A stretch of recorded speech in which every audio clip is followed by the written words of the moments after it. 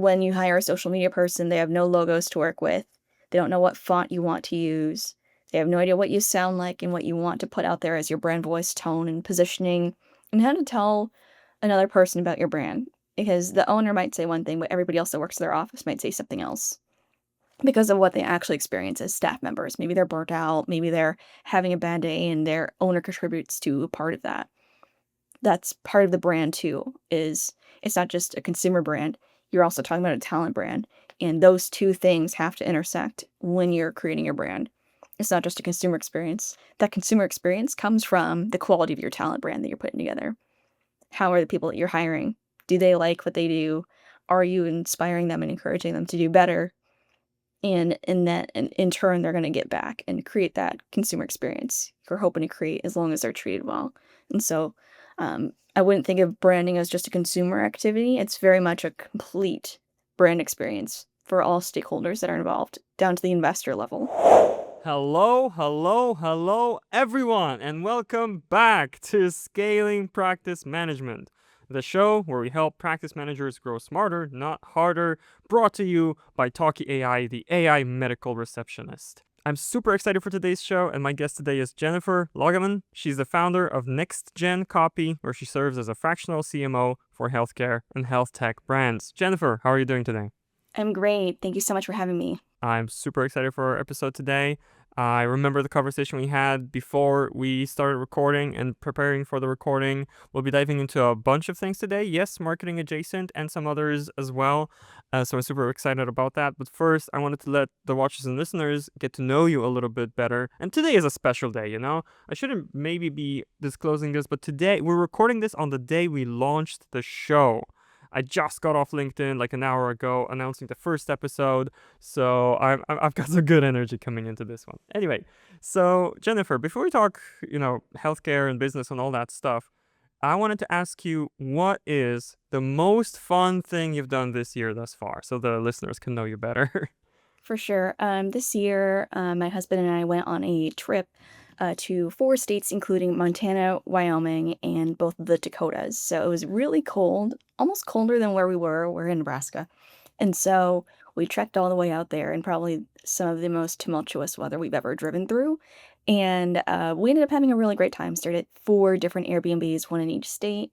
And each one had its own characteristics. And some had dogs, some didn't. But it was really great to see these different states and get a feel for how the culture is across state lines and seeing what the differences are. So it was a really fun journey that we got to knock out 4 states we hadn't been to before. That's cool. What do you mean by tumultuous weather? We don't. It's just that I didn't particularly check the weather before leaving. I I just see. picked the dates and the order that made sense in terms of when we'd go to what state, but I didn't think to check my weather app. Okay, I see. So was it like stormy or? No, just really snowy. Oh, just really snow. Yeah, I gotcha. I gotcha. Cool. That's a really cool thing. I haven't been to the States yet myself. But yeah, out of the 4, which one made the best impression on you? Oh, I'd probably say Wyoming, probably. Hmm. Okay. Well, what about it? I think it was just really low key. It was pretty relaxing. A lot of wildlife, and so that was definitely something I enjoyed. Yeah. Sitting here in Poland, I don't have these concepts in my head. I have just some general inkling of what some of the more popular states are like, like California versus Texas, for example. But yeah, And always then you like have me in to. the interior, core interior of the U.S. in the middle. Yeah, exactly. And I'm trying to get a feel for all of them before I go, hopefully, sometime in the future. Anyway, thanks for sharing that. That's super cool. And we might circle back to that later in some respect. Wouldn't be the first time where we tied the kind of the business end of the conversation with the anecdotes shared. But anyway, and in just a second, I would love for you to tell the watchers and listeners more about yourself, more about your business, what you do, and who you help. But first, in terms of helping, I'd like to start with the number 1 question of the show, the number 1 tip question, and here it is. Jennifer, what is your number 1 tip for successfully growing a healthcare practice? I'd say first and foremost, listen to your patients and their families. They are looking for support. They're looking for help.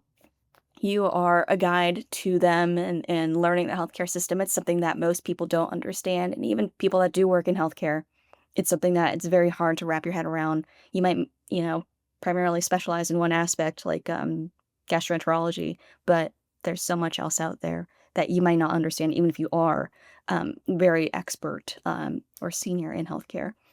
And so I'd preface that, but also, like, this is someone's livelihood, this is their care, this is their quality of life, and to you, it's your 9 to 5, you're clocking in, you're doing your work, you're doing your job, you're trying to do your best, and then you leave at the end of the day, but for these patients, this is their life. Their chronic conditions are chronic and, everlasting, and so they're dealing with these 24/7.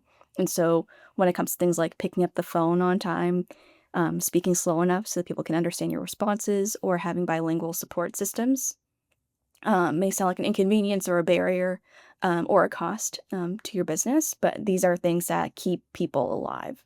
And so trying to keep that patient and their family in mind as you think about ways to optimize your business is being understanding to that core tenet of why people are coming to you. It's interesting. What do you think some of the obstacles are here? Because I hear you talking about this struggle to, or that maybe it's hard to actually listen to the patients, that it sometimes falls by the wayside. But why do you think that is? I think it's because, clinicians and both, like, business owners are putting out fires constantly.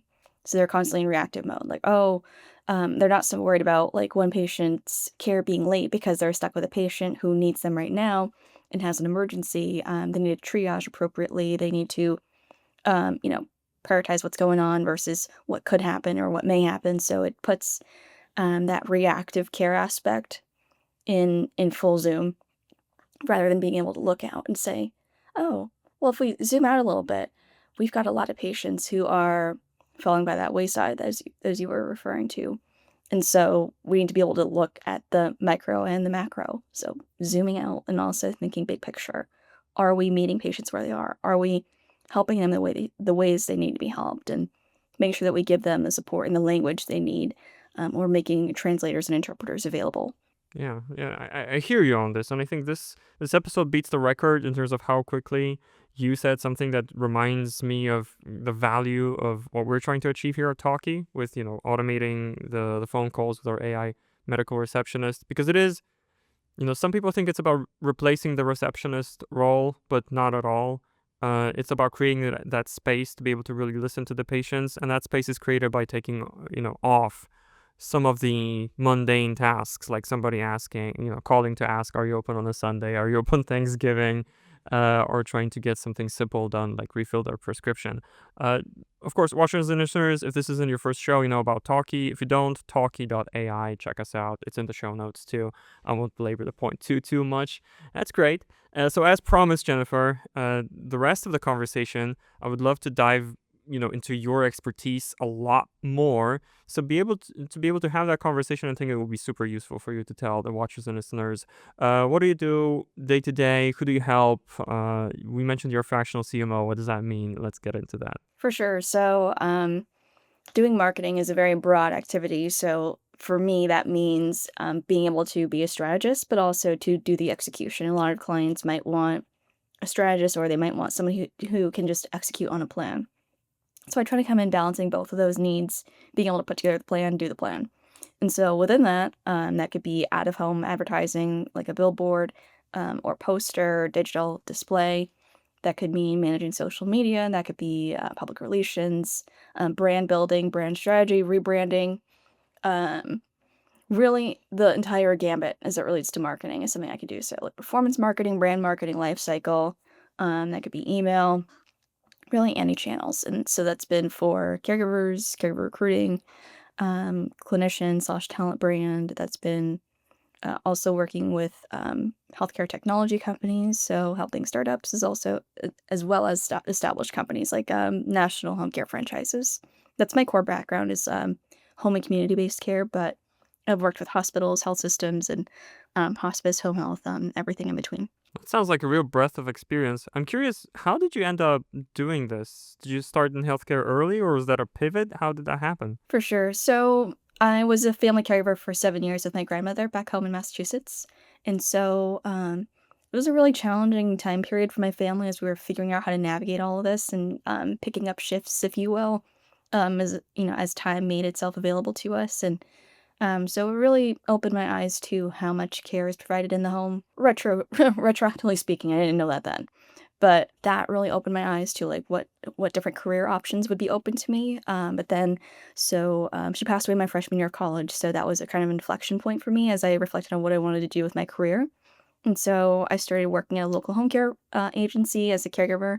They asked me to work in the office, so I was doing, like, scheduling, fielding phone calls, filling in shifts myself when someone called off last minute, and also being on call, to keep them open on the nights and weekends, as client needs, changed. So, that really was my foray into, healthcare admin and, that type of work, and then that kinda skyrocketed me into freelancing, and then during the pandemic, my hours got cut in half, working at a different agency in the same function, and so I was like, "Well, I can't put all my eggs in one basket anymore as it relates to work," so I wanted to build something of my own that I could be in control of, work with clients that excite me, and allow me to do different things, and so that's kind of how I got my way into healthcare. So a personal story to it and a personal stake. That sounds really important. And congratulations, by the way. I have a huge respect for anybody who decides to strike out on their own, build their own brand, and take on that additional risk for the additional reward.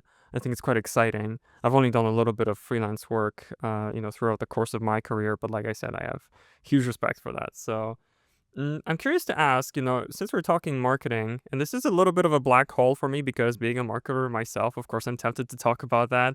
Um, and we are going to get into that a little bit today. One thing that comes to mind is as you're working with clients today, are you noticing any trends in healthcare marketing? So, are particular channels, particular tactics or strategies more in vogue these days versus, the last few years? I wonder where the trends are going there. For sure. I'm continuing to see Facebook as a really viable patient acquisition channel.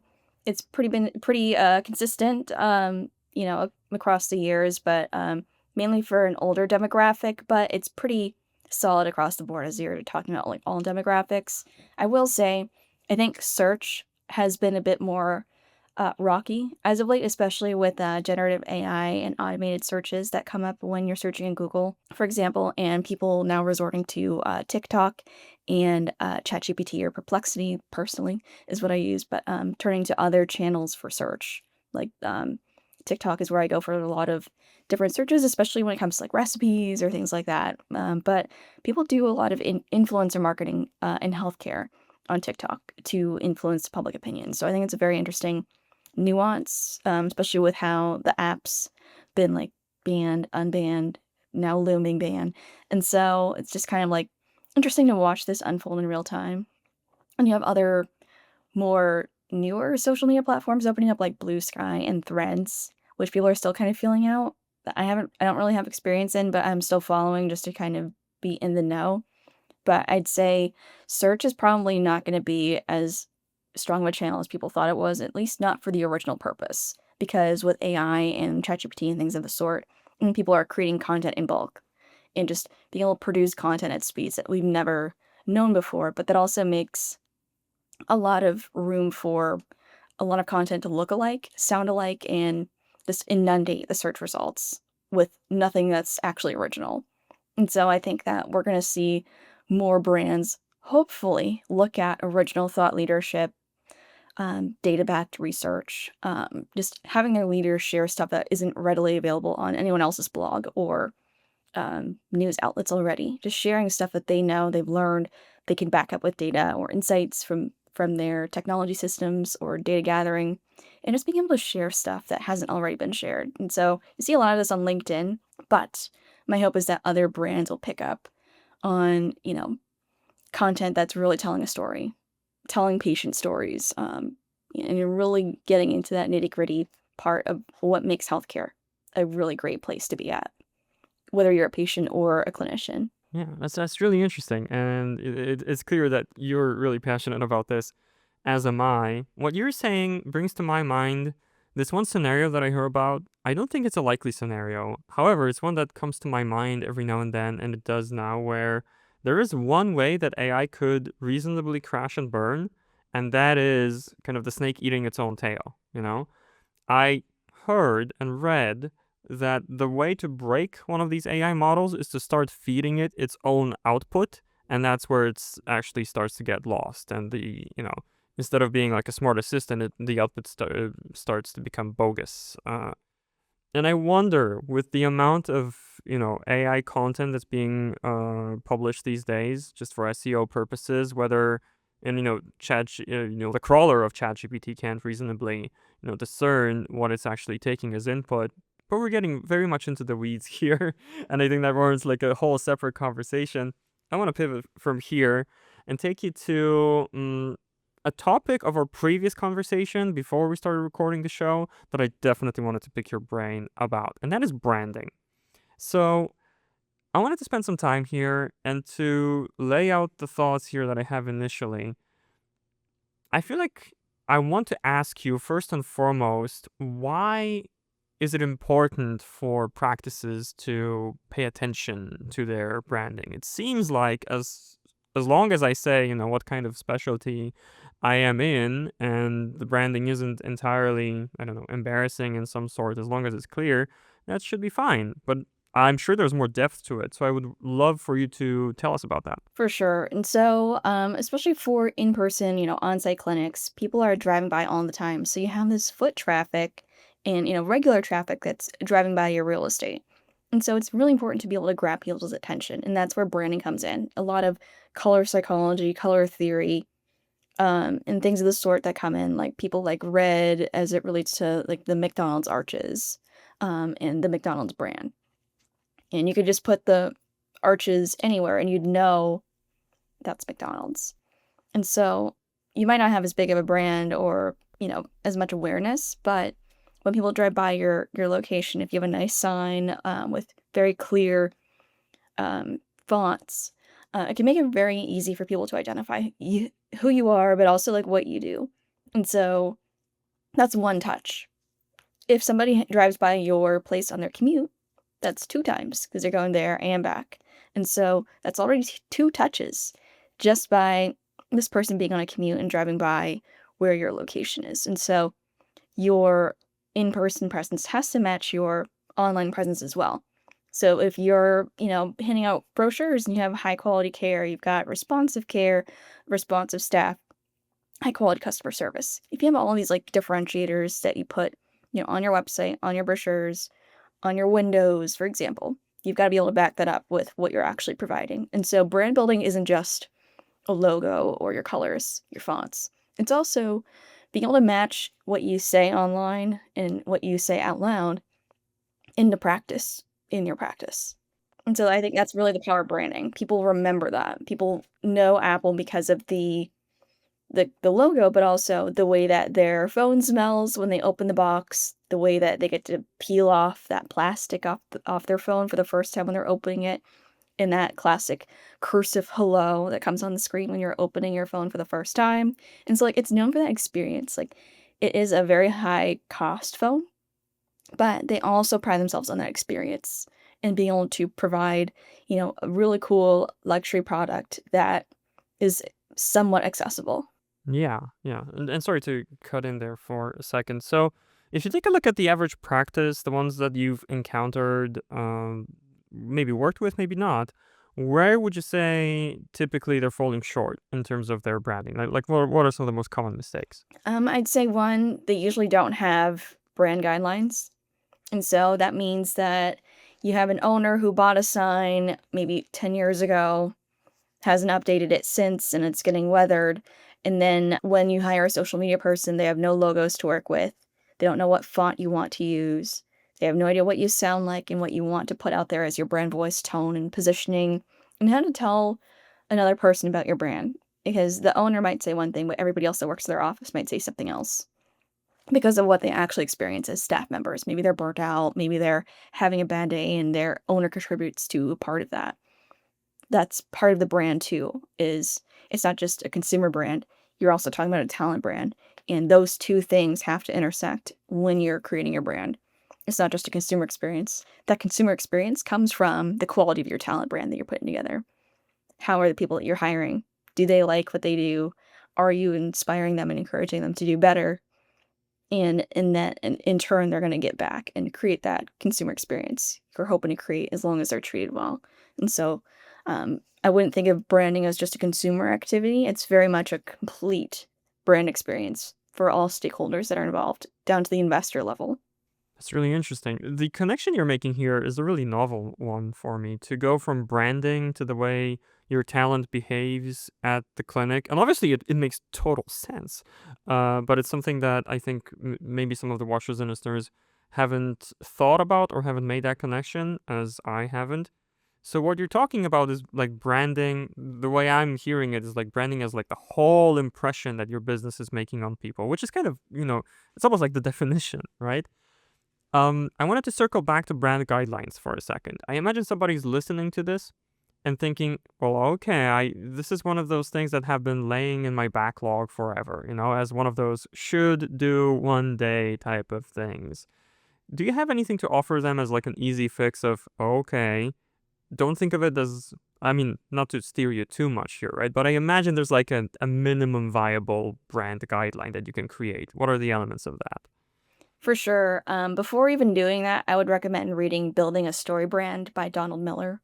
He lays out the foundation of like the characters who have a problem, who meet you as a guide, the company, and then you guide them on this journey, and then they find their path to success. So positioning the character, your customer, as the hero of their story. And so basically the roadmap they put out for you would put together your website copy. And so you can kind of work from there. Um, in a scrappy way to work backwards to your brand guidelines, like your mission, vision, values, positioning statement, like what makes you different, what you do for who and why. And then getting your colors put together. So think deeply about that. But if you need to, there's like a lot of free and easy to access tools that can put together a color palette for you. And then for a minimum viable, you could hire like a Fiverr or Upwork person to put together your logo. There are a lot of free logo makers out there. So that's like a really scrappy way I wouldn't recommend, but you got to do what you got to do on a budget. And so that is what I would recommend for, being on a budget.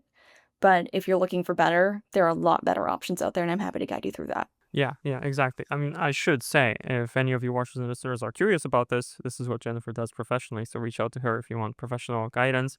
But I do realize some of the watchers and listeners are on a budget. They want to do like the minimal thing. And as you know, and it often happens in the consultant life, people try to DIY first and then they come back either way because something's missing, something's not right, it's too time consuming.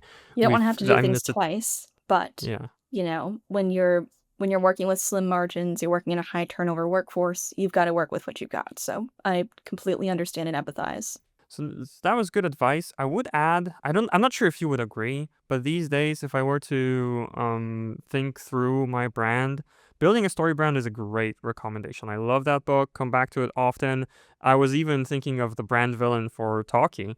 Uh, you Yeah, I know, remember that. I remember seeing your post about it, and we had kind of talked about it in our last call. And that was, I will admit, I had an exploration with ChatGPT about it, fed it some info from our website, fed it some of my own thoughts, and then I said, hey, could you help me brainstorm some brand villains? I think that's a totally viable way to do it. And in particular, one that popped up was automation anxiety, which I never thought of it that way, but some people, like it put a name to a feeling that I think a lot of people have where, they feel like they should automate, but they fear the disruption that this will bring, right? So anyway, so the way it relates to branding is you definitely need to be thinking of your villain as well. You need to brand the problem as much as the solution. So, and then you talked about branding as it relates to talent, and I wanted to touch upon that next. I mean, I feel like we're touching upon a deeper issue here, but can you say more about like how a practice manager might address this problem of their talent not really making a positive impact on their branding? For sure, and so it comes back to your hiring practices and having your brand guidelines put together. So when you have your mission, vision, and values, those can help you put together your job descriptions and weed out people who might not identify with or, feel like they align with what you're putting out. Like some people are put off by, fast paced work. And then, I'm not going to put an opinion on that, but like some people don't jive with fast paced workplaces. They want to be able to, work at a comfortable pace, take things as they come in a reasonable manner, and go home at the end of the day. For fast paced workplaces, you're constantly in motion, constantly standing up, doing things, and that might jive with a certain group of people who, don't like to sit down, don't like to be doing nothing. They need to be standing up doing something. And they might even do that a lot in their personal lives as well. And so I'd really take your brand guidelines work and put that into action as it relates to putting your job descriptions together when you're recruiting people, putting together posters for let's say a virtual or a real job fair, um, your social media when you're looking for new clinicians, when you're putting up like, hey, we're hiring 4 clinicians. Think about the copy and the content you're putting together in that visual, but also in the copy of the post itself when you put, www.mypractice.com/careers or whatever that might be. Think about what you're saying when you're putting that there, but also take a look at your own social media handles, like personally. If somebody clicked on your profile, would they be happy to work with you based on what you post and your appearance online? Because nowadays people are doing the same in the inverse, like looking out at applicants on their social handles, but also think about what you're posting about, what you're commenting on, what you're liking in your personal time, because those things are publicly accessible, unless you have your settings toggled a certain way, like on TikTok.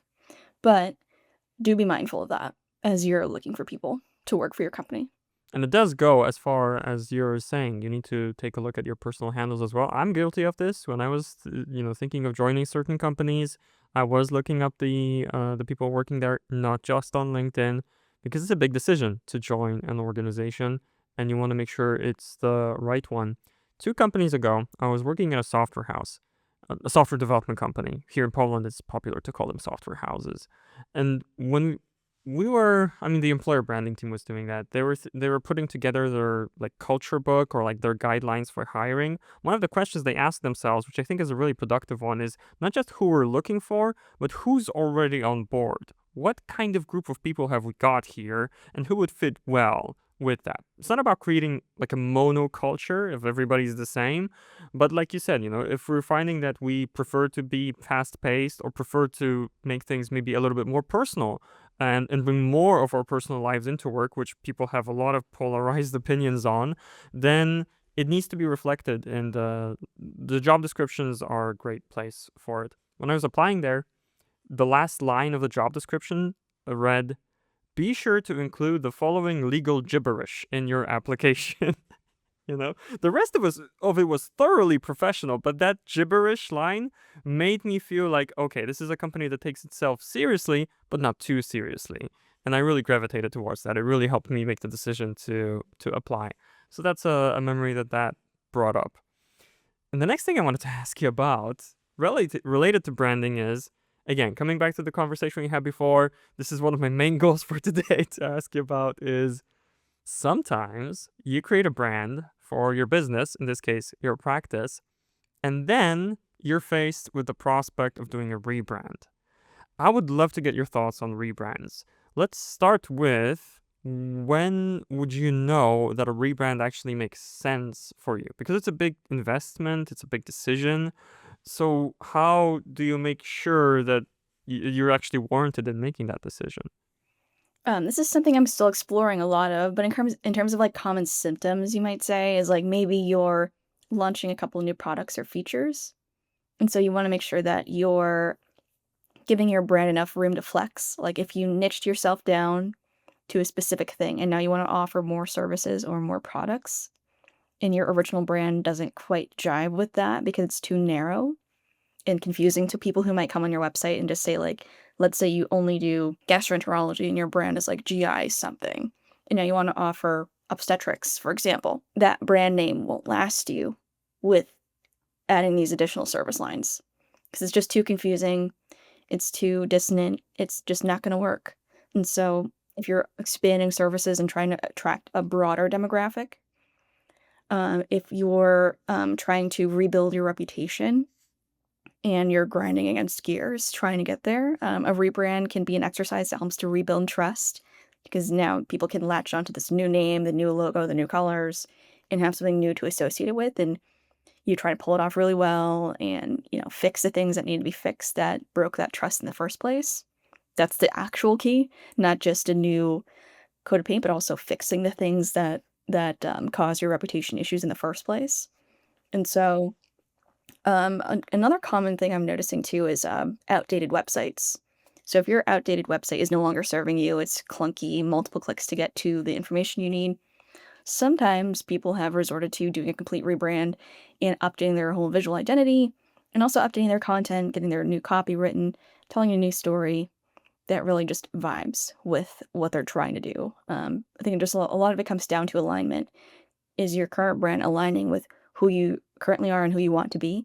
Or is there distance between those two things? They should be the same thing. So in that sense, what you're putting in my mind is that a rebrand is a tool that you can use to, for example, well, mostly what I'm hearing is this: you can use this to signal a new chapter, to really make a strong statement about something is changing with this company, and you should pay attention to what changes now. But it's important to also follow through. Am I getting that right? Right, yeah, because like, a lot of time when I'm noticing a hospital rebrands, if you look at the comments on, like, Facebook, for example, they'll say, "Great, now they're taking more money away from patient care." Like, most organizations have separate, like, marketing budgets versus patient budgets, but when you have a negative patient experience, you're gonna look at the world from this lens, especially at the facility that you went to get care, and so, it's important to make sure that if you are going to rebrand, that it resonates well, that you involve your community.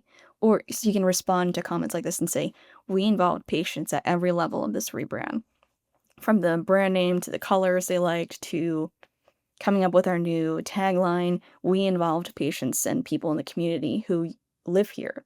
And so we made sure that they were heard and listened to, and that we're incorporating all the things that in the grievances that you've shared. We've worked on this, we've changed, and here is our new appearance, and we hope that you partake." It's also, I think, I read this very interesting book. It's one of my favorite books of all time, called The Alter Ego Effect. I don't know if you heard about it. It's a little bit lesser known, but what it explores is, for on the level of like personal growth and personal performance, when you take on a different persona, you behave differently. So research has shown that just imagining yourself as like a painter makes you more creative. Imagining yourself as a scientist makes your logical thinking skills stronger. So I wonder if a rebrand could even have this effect on, internally on the staff. Like, okay, we're opening a new chapter. It's a new name. It's a new branding. We're taking on a new form, so to speak. And it's not just external, it's also internal. Have you found, like, am I creating a fantasy here, or is that something that you found to be true? Yeah, no, like, I think it can be a really great tool to reignite your workforce as well. So usually, rebrands will include rolling it out to your employees first, maybe a couple weeks before an external launch. And so you can put PR boxes together, like a shirt, pants, socks, pens. Could be a whole variety of things, like a tumbler, those Stanley Cup bottles, whatever you wanna call 'em. Put together, like, swag boxes for your employees with the new branding on it, and maybe a little letter or note describing a little bit about the changes and what's changing, maybe set up an employee town hall to go over why this is happening, or maybe you can line it up with, like, a company anniversary. That's something I'm noticing too is, like, "Hey, we're celebrating our 50th anniversary with a new appearance," honoring our past while also looking forward. And so there's a variety of things you could do to line up a rebrand with, a company occasion, but also using that as momentum to reignite your workforce. So the rebrand is just starting at launch. The important part is to have a momentum of activities that come after that. So that could be educational sessions. How does the rebrand involve you? How does it impact your work? Like, do you need to rebrand your PowerPoint templates? That means you now need to grab these new PowerPoint templates whenever you pitch next. Or if you have a sales call, you need to make sure that you're coming on with this new appearance, your new Zoom background, and talking about the brand and the new dialogue, the new narrative, if there is one. And so just making sure that you're equipping yourself properly as an employee, so that you're not getting a nasty email from your marketing team saying, "Hey, we noticed that you're not using your, new updated materials. Please transition, to these things by X date." So I would also make sure that you're giving your employees enough time to transition and give them enough notice to transition on time. But it can definitely be an employee reigniter exercise as well, because you can involve your employees in the rebranding process, like getting their feedback on the logo, thoughts on a name, brand values, your mission vision if you're looking at, revamping that a little bit, it can't hurt to get some input from every department. Especially with the rebranding activity that touches not just marketing, but HR. That can be patient experience, customer experience. Um, really, everybody has a role to play in a rebrand if they want to be involved. I think anybody who wants to be involved should play a role and at least make sure that those core departments are there, but also inviting anybody to the conversation who wants to be involved, especially the CEO, the C-suite, any boards of directors, boards of trustees, things of that sort. They should be involved as well because they might have some unique insights to bring in that you might not see in your day-to-day work. There's a lot of threads to pull on here. One thing I wanted to highlight is, well, one thing a rebrand does is it definitely makes it super clear which assets are outdated versus which ones are at least, relatively up to date. Because if it's the old logo, the old colors, the old font, the old branding, you know it needs an update, and in that way it can be a strong impulse. Second, you mentioned these emails from marketing. You're using the old branding. That's me. That's what I do, or might do in the future. Yeah. Yeah, I We've mean, got to it's protect the integrity of the brand, and that's kind of, the point of the rebrand is to make sure that we're all aligned, we're using the same stuff, we are one company, one identity. yeah, exactly. I mean, I'm laughing at it a little bit, but it is true. We establish that branding is the impression you make on the market, on the people. It influences your growth. So every time these brand guidelines are broken, or somebody kind of flaunts these, not flouts, breaks those rules. Why reach for a word like that? Then it's actually, it slows down growth. So it is actually important. And then the last thing you mentioned is involving a lot of people. So I feel like we're like gradually building a framework for these rebrands here. One specific thing I wanted to ask you about is there a point at which you're involving too many people in a rebrand? So like I'm really, I have this character flaw where I do want to hear a lot of people out. I do want their opinions, but then it turns into, marketing by committee, It content by gets a little committee. In this political. case, yeah, Yeah. exactly. Do you have any advice for that? Yeah, so what I would do is you don't need to involve everybody at every stage. You can do a bunch of different things. Like you could do, let's say, a rebranding ideation town hall. You can invite people to share their thoughts, feedback, leave comments, but also like take a survey. Just send it out, in like one email, BCC everybody, fill out the survey. And so it kind of gives everybody the floor to provide their thoughts, but make no guarantees that they're going to be incorporated in any type of way, that these will be, received, reviewed, etc. But they will be, ultimately, it falls down to marketing to make those decisions. And so we can say that we were informed by other departments while also standing firm as a department that we are going to make the decisions that we feel are best for the company's direction. And so I think that reduces the friction because marketing can often be seen as an order taker type department where, hey, I'm going to this trade show, I need these assets. Or I'm going to this, I need an ad. And so you can point them to where those materials are and also be protective of your time as a team. Like, do we need to create a new thing? Do we need to do this? And having the autonomy and giving your team the autonomy to say, no, we don't have the time to do this. I can point you to this thing that already exists. And we may revisit this at a future point, but not now. And, like we have other high priority activities going on. And so be informed by other departments, but you, at the end of the day, as marketing, you have that precedence to be able to say no or not take certain thoughts into consideration for whatever reason it might be that it maybe just doesn't align or maybe just it doesn't make sense. Maybe somebody took it as a joke and, filled out the survey in a funny way. Some people might not take it seriously, and that's fine. But you, at the end of the day, have the autonomy to say, no, I don't accept these thoughts. I don't want it. But you can say at the end of the day, we did our due diligence in trying to be informed by other departments, but it's our call. It's really important that you said that.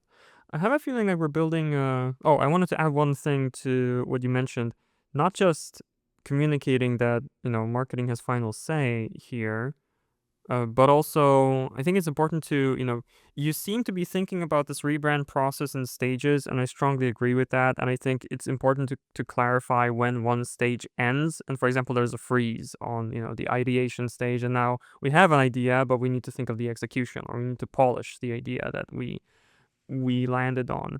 So the more general question I wanted to ask you about, it seems like we're going in like reverse chronological order. We talked about the impact of a rebrand. We talked about, spreading the rebrand or educating about it internally before you do it externally.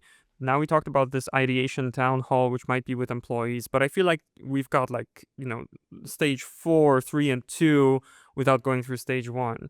So let's go to the beginning then and tell me, if somebody's thinking, okay, we do need to do a rebrand, what are the very first steps to take? What's stage 1? For sure. So, if you feel if you're feeling the symptoms of the need to rebrand, I would say put together a pitch deck, and identify who the stakeholders are that you need to put this in front of. Because the last thing you want to do is get approval or get the nod from somebody who isn't in charge or has no control over it. And so, put together a minimum viable presentation of like, our goal is to rebrand. Okay, but next line, why? A, B, C. Here's the evidence, here's the why. We're having a really hard time with our reputation. We're working really hard to try and reply to people's reviews, and we keep getting these negative ones, and we can't keep up with the pace that they're coming in at. So we need to change that. 1, 2, okay, our website is really outdated. 3, our appearance is just not matching the quality of the care and service that we provide. All right. And then here are some other brands that I find inspiration from who are working in a similar space but outside of our region, who have their updated appearance, who have a great reputation across different channels and have a great website, have a great brand, etc. And so putting together like a minimum viable like presentation to give to the stakeholders who would be in charge of something like that. Like let's say you're a marketing manager, bring it up to, the highest person in marketing that you can get in front of and just say, hey, I think we should do this thing. And then you put it in front of, okay, I like it. Let's see what we can do. And then they pitch it to the higher ups. And then you see where it goes from there. But like really just giving yourself the permission to say, hey, I can be an advocate for myself and the brand, because like you never know where it'll go. Like or if you have an idea for a social media campaign, if you have an idea for the brand campaign, if you have an idea for a PPC campaign that you could add to your existing load, can it really hurt? Like give your employees the autonomy to suggest things, make recommendations, and grow their skill set, because maybe it's something they wanted to try, but they haven't had the experience to do. And like a rebrand is a very intense activity. The average one takes 7 months to do. And so it's not a terribly quick exercise. And most brands aren't going to go hire an agency to do it for them with a truncated time frame. And so you're doing this 7-month exercise that requires a lot of team bandwidth, and even more so telling people no now than ever if you do go that route. So I'd say get your pitch presentation ready, send it to the higher ups. They'll send it to the higher ups, and hopefully you get a yes or maybe a maybe a year from now that you end up doing it, but at least you can say I tried. Yeah, I hear you. So the last gap I'm seeing here that I would love to fill in before we possibly move on to one extra topic here. Let's say the idea of a presentation makes perfect sense to me, and that's great. So let's say you get that yes. So the time comes, I assume, for like an initial brainstorm. The very first group of people that are going to put their heads together to have the initial ideas for a rebrand. Do you have a recommendation of who should be part of that conversation? Because I imagine, and correct me if I'm wrong, the ideation town hall with the employees, that might be a later stage, or That maybe would be it's a already later here. stage for sure, Yeah. after you've So gotten your what's the initial thoughts. initial brainstorm? But So in what's terms the of the initial initial brainstorm? brainstorm, before even doing an initial brainstorm, I would do your research first. I would do like a comp analysis, a SWOT, get your receipts in order, I'd say. Like, your let's say if your reputation is the issue, like screenshot all of your star ratings on different channels. Take a screenshot of your website in comparison to another one that looks great, or a couple, and some inspiration brands. Like, I would do your due diligence first before going to the brainstorm to give people context to go off of as they're ideating. Like, give them some grounding so they know what to go off of. Like, somebody might like what you currently have, and you have to be able to back that up with, well, our CTA isn't great, our conversion rate is poor, people bounce from our homepage, which is our critical page. Or just like coming into that conversation with the evidence to back up what you're trying to say, because people will always have opinions, people will always disagree with you. no matter what you're going to be doing. And so I would just make sure that if you are going to have that ideation session, definitely get the C-suite involved. I would say at least the CEO and maybe a CHRO, because I think HR is important too. Engineering, if you're a tech company, I would involve somebody from engineering slash product. So try to get a mix of different departments as long as it makes sense. But yeah, get a good couple people involved, maybe an odd number so you can um, easily make verdicts on things. Ah, okay, yeah. But yeah, and I would definitely do your due diligence and research ahead of time. Maybe not everything in everything in one, fell swoop, but at least enough to give people some grounding, some inspiration, and something to base their thoughts off of. Because if they know and love the website, they're not going to see anything else. So you have to give them that context. Like, these are really great brands. Their websites are doing well, and their brands are doing well. They're trusted, and that's where we need to get to. That's our end goal here. I understand. Yeah. Takes a lot of what's the word I'm using for? I think you need a lot of like internal motivation and and grit to actually make something like that happen. So here's where I would veer off of because we could talk about this for 2 hours, easy. Oh I yeah, feel, for and sure. I This have could be like follow a up questions two-part. already for me. Sorry. Yeah, it could be a two-part. Yeah, exactly, exactly. However, I had one more thing that I wanted to talk with you about, and it's a little bit unrelated, but actually you're making me think it is related. Let's come back to that practice where the staff, the talent, isn't representing the brand so well. And sometimes it's not an issue of the brand. You mentioned yourself, and I wanted to circle back to that. Sometimes it's a matter of the staff not being properly taken care of. They're burned out, and they've got. Basically, I want to talk about operational problems. You've seen some some solutions in that respect. If I find that actually what's hurting my brand, to tie it all together, right?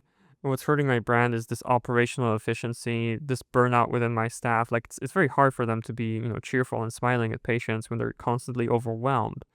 Have you found anything here, that practices are missing that they should pay attention to try and address that? Obviously, it's a big problem, right? But what have you seen work? For sure. So, like, I've worked with a nurse who worked at a home care agency alongside me for like a decade, and she wasn't taught how to use their EHR.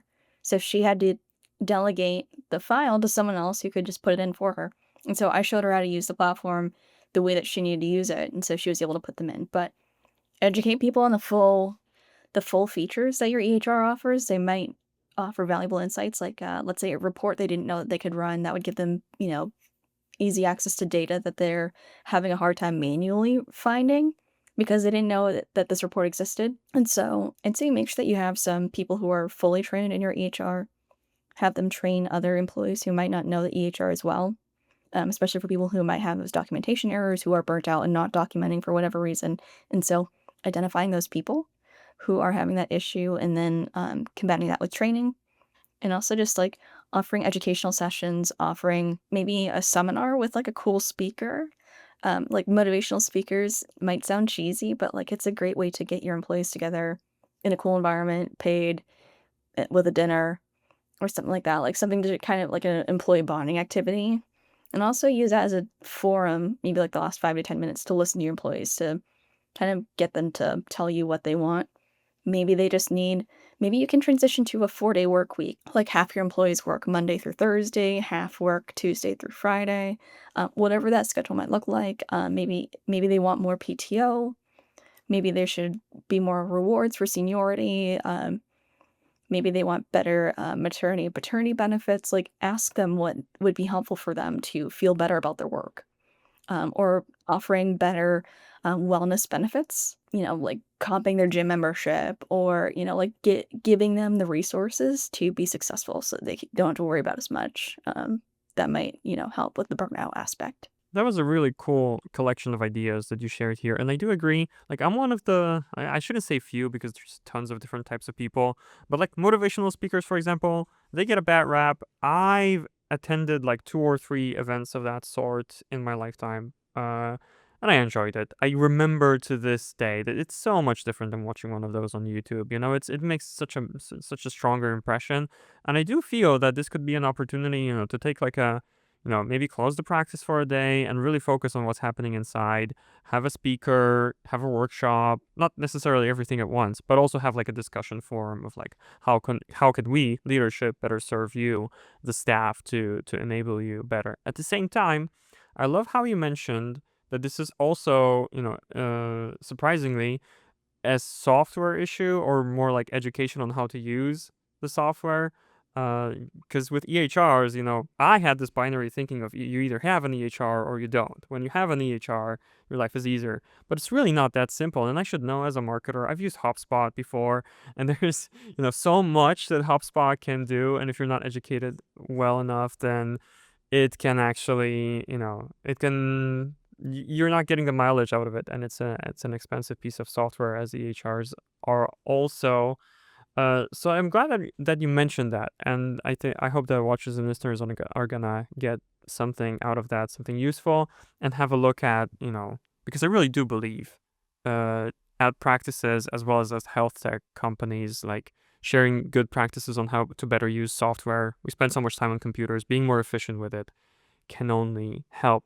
So we're nearing to the end of our time here. I wanted to ask just one last question of, within the realm of operations, if there's anything else because we've only been here for a few minutes, any other advice that you might share that would be useful for the watchers and listeners to know For before sure. we start closing off the conversation? Rather than a tip, I have a statistic. So I was looking up some research. Apparently, most physician practices only use about 20% of the functionality of their EHR. So if you think about that in terms of the bottom line of the business, imagine all the reports that you're not running, the features you don't know about or nobody was trained on that you're paying the same price for, whether you use 20% or 100% or zero.